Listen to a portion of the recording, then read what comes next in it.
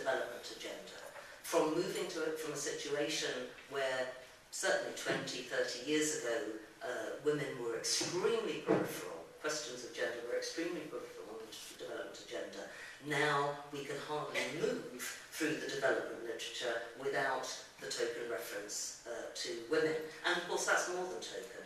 I mean, clearly the Beijing Platform for Action adopted as one of its main goals, and one of its 12 main goals, the task of eradicating the persistent and increasing burden of poverty on women. We've also seen a mainstreaming of gender in poverty reduction strategy papers, and of course there are a number of gender targets, not least the dedicated gender target in the Millennium Development Goals. And on top of that, and perhaps even more worrying from my point of view in terms of its impacts on women, is that we've seen a decided feminisation of anti-poverty initiatives. Microfinance, for example, 80 to 90% of microfinance schemes in Costa Rica, in the Philippines and the Gambia are actually directed to women.